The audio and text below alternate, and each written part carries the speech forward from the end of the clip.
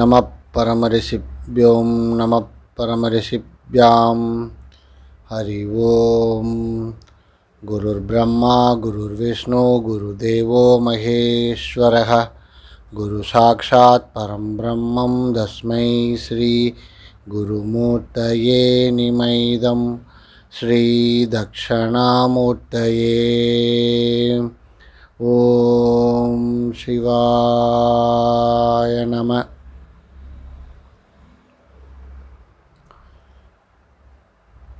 ஆன்மீக வாழ்வியல் சிந்தனைகள் அப்படின்ற தொடரில் இந்த காணொளியில் நாம் பார்க்க இருப்பது துவைதம் மற்றும் அத்வைதத்தில் உள்ள உண்மைகள் என்ன. இந்த இரண்டு விதமான ஆன்மீக வழியில் எது சரி? இந்த துவைதம் மற்றும் அத்வைதம் என்கிற இரண்டு பார்வைகளையும் நாம் விளக்கமாக பார்க்கலாம். ஆன்மீகத்தில் ரெண்டு முக்கியமான தத்துவங்கள் இருக்குது. ஒன்று அத்வைதம், இன்னொன்று துவைதம். இந்த இரண்டு தத்துவங்களும் இறைவன், உலகம், மனிதன் ஆகியவற்றின் உறவை பற்றி விளக்கமாக குறிப்பிடப்பட்டிருக்குது.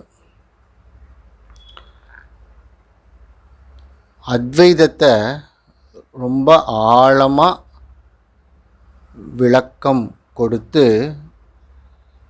அதற்காக நிறைய நூல்களை, வேதாந்த கிரந்தங்களை உருவாக்கியவர் ஸ்ரீ ஆதிசங்கரர். துவைத தத்துவத்தை ஆழமாக விளக்கி அதில் நிறைய வேதாந்த தத்துவங்களை விளக்கி கூறியவர் மத்வாச்சாரியர். மேலும் இந்த நான் யார் விசாரணை மூலமாக அத்வைத உண்மையை அனுபவமாக உணரச் சொன்னவர் ஸ்ரீ ரமண மகரிஷி அவர்கள்.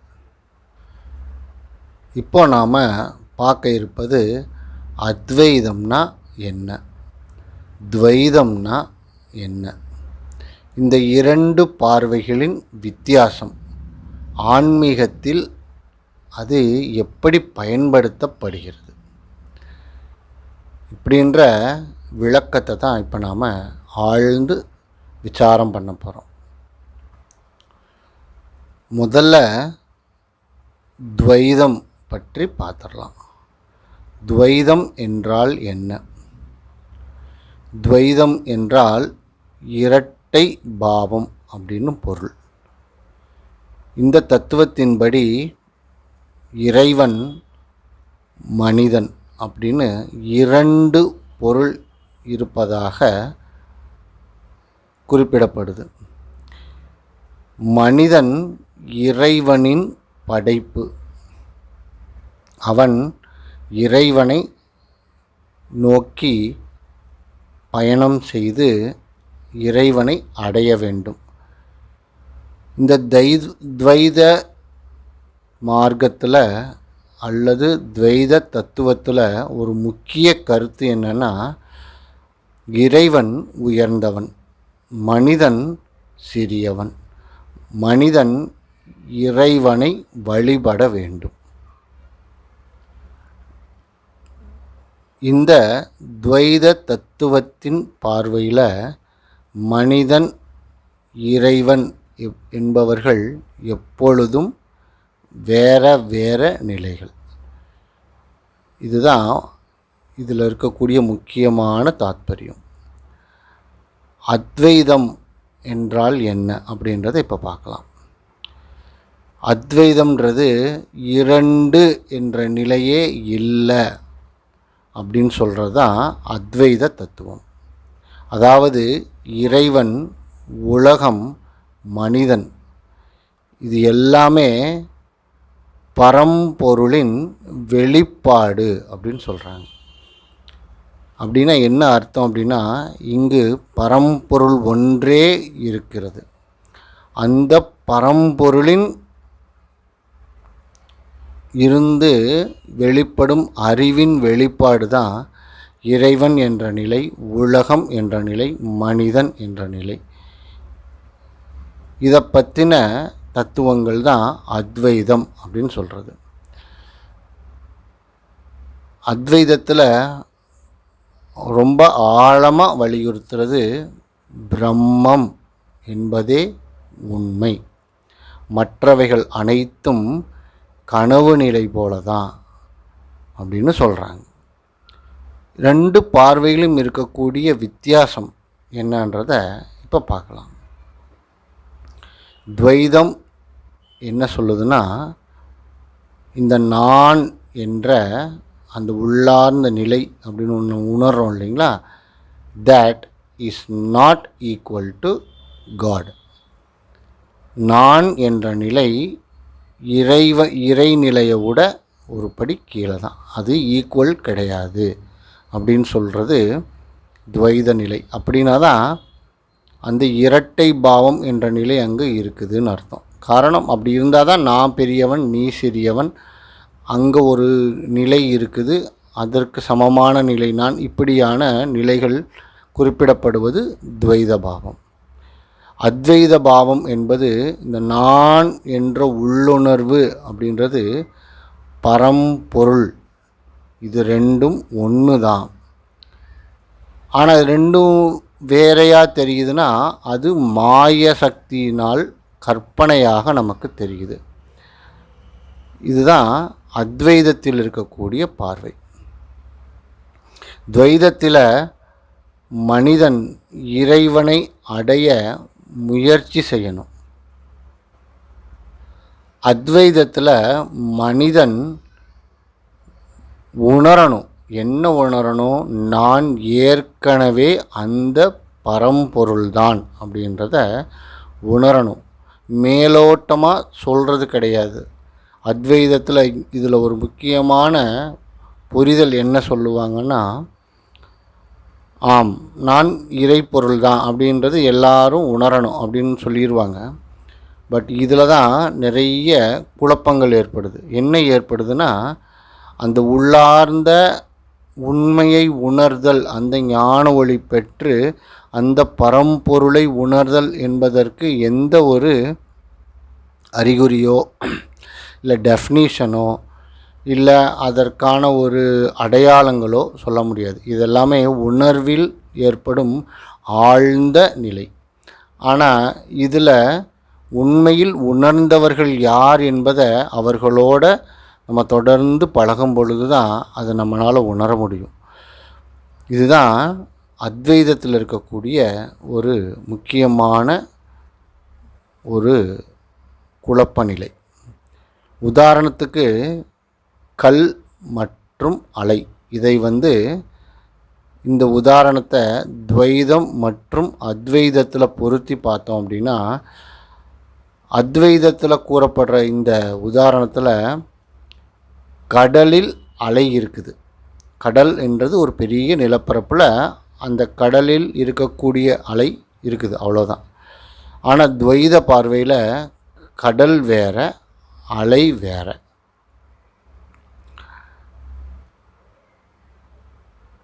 இப்படி தான் துவைதத்தில் தத்துவங்கள் இருக்குது. துவைதத்தின் ஆன்மீக பாதையில் பக்தி தான் ரொம்ப முக்கியமான பிரதானம். மனிதன் இறைவனை வழிபட வேண்டும், இறைவனை தியானிக்க வேண்டும், இறைவனிடம் தன்னை சரணாகதி அடையச் செய்ய வேண்டும். இதன் மூலம் அவன் இறைவனை உணர்ந்து இறையின் அருளை பெறுகிறான் அப்படின்னு சொல்கிறது துவைதத்தின் முக்கிய தத்துவம். அத்வைதத்தோட ஆன்மீக பார்வையில் முக்கியமானது ஞானம். மனிதன் தன்னை பற்றி விசாரம் பண்ணணும். நான் யார், நான் உடலா, நான் மனமா? இந்த விசாரணை மூலம் அவன் உண்மையை அறிகிறான். இப்படி சொல்கிறது அத்வைத தத்துவம். இங்கே அகங்காரம் அப்படின்ற ஒரு நிலையை எடுக்கும் பொழுது இந்த இரண்டு தத்துவங்களும் இதை ஒத்துக்கொள்கிறது. அகங்காரம்தான் மனிதனை இறைவனிடமிருந்து பிரித்ததாக துவைதத்திலும் கூறப்படுகிறது, அத்வைதத்திலும் கூறப்படுகிறது. அப்படின்னா இந்த அகங்காரம்தான் இந்த இறைநிலை, பிரம்மநிலை இப்படின்றவைகளுக்கு இடையில் இருக்கக்கூடிய ஒரு மிகப்பெரிய ஒரு மாயா சக்தியாக இரண்டு தத்துவ நிலைகளும் ஒத்துக்கொள்கிறது. ஆன்மீக வளர்ச்சியில் பல ஆன்மீக ஞானியர்களும் முனிவர்களும் நம்மை போன்ற எளிய மனிதர்களுக்கு கூறும் போதனை என்ன அப்படின்னா, இரண்டுமே ஆன்மீக பாதையின் முக்கியமான பகுதிகள். முதல்ல மனிதன் துவைத பாவத்தில் கூறப்பட்டிருக்கும் தத்துவங்களின்படி இறைவன் மேல் பக்தியை மனதில் நிறுத்தி இந்த அகங்காரம் என்னும் அழுக்கை சுத்தம் செய்து மனதை சுத்திகரிக்கணும். பிறகு ஞானம் மூலம் உண்மையை அறிய வேண்டும். இந்த ஞானம் அப்படின்றது அத்வைதத்தில் வருது. இந்த நான் யார் விசாரணை அத்வைதத்தில் உணர ஒரு முக்கியமான முறை அப்படின்னு சொல்லிக்கிட்டோம்னா இந்த நான் யார் அப்படின்ற கேள்வி தான். இதுதான் பிரதானமாக இருக்குது. இந்த விசாரணையை உலகுக்கு கற்றுக் கொடுத்தவர் ரமண மகரிஷி. சமீப காலங்களில் அதை உலகிற்கு போதித்து தன்னுடைய வாழ்க்கையாகவே வாழ்ந்து அனுபவமாக விளக்கியவர் ரமண மகரிஷி அவர்கள். மனிதன் தனது உண்மையான இயல்பை கண்டுபிடிக்கிறான் இந்த நான் யார் விசாரம் மூலமாக. அத்வைத அனுபவம் என்ன சொல்லுது அப்படின்னா, ஒரு மனிதன் அந்த நான் யார் விசாரம் செய்து இந்த ஞான தெளிவு ஏற்படும் பொழுது, நான் இந்த உடல் அல்ல, நான் இந்த மனம் அல்ல, நான் ஒரு சுத்த சித்தம், அதுதான் சைத்தன்யம், அதுதான் சாட்சி, அதுதான் ஆத்மா அப்படின்னு சொல்லுது அத்வைதம். அப்பொழுது பிரிவு என்பது அங்கே ஒன்றுமே இருக்காது. அங்கே நான் இறைவன் அப்படின்ற ஒரு பாகுபாடு அங்கே தெரியாது அப்படின்றத விளக்கிறது தான் அத்வைதம். இவ்வளவு விளக்கம் பார்த்தோம். இதில் எந்த தத்துவ நிலை உயர்ந்தது, எது சரி அப்படின்னா, இதில் உயர்ந்தது தாழ்ந்தது அப்படின்ற ஒரு நிலையை நம்மளால் குறிப்பிட்டு சொல்ல முடியாது. காரணம் என்னென்னா, இந்த அஞ்ஞானத்தில் இருக்கும் மனிதன் ஆரம்பத்தில் தான் அவருக்கு என்ட்ரி கார்டு ஈஸியாக கிடைக்கும். காரணம் என்னென்னா, எடுத்த உடனே அத்வைதத்துக்குள்ளே நம்ம போனோம் அப்படின்னா, அந்த ஞான் யார் என்ற விசாரம் பண்ணணும்னா அந்த அளவுக்கு நமக்கு மனோபலமோ அல்லது பொறுமையோ தொடர்ந்து அதை சிந்திக்கக்கூடிய அந்த ஒரு வைராக்கியமோ நம்மக்கிட்ட இருக்காது. அதற்கு காரணம் என்னென்னா, நமக்குள் இருக்கும் அகங்காரம். அந்த அகங்காரம் அழியணும் அப்படின்னா முதல்ல பக்தி. அது துவைத தத்துவத்தில் ஆழமாக கூறப்பட்டிருக்குது. இந்த துவைத தத்துவத்தின்படி இறைவன் என்ற நம்மை விட உயர்ந்தவன் ஒருத்தன் இருக்கிறான் அப்படின்னு நினைக்கும் பொழுதே அந்த அகங்காரம் என்பது ஒரு கட்டுப்பாட்டுக்குள்ளே வந்து நின்றும். தன்னை விட தனக்கு சமமானவன் என்றால் அகங்காரம் அங்கே மேலோங்கும், நீயா நானான்ற போட்டி வரும்.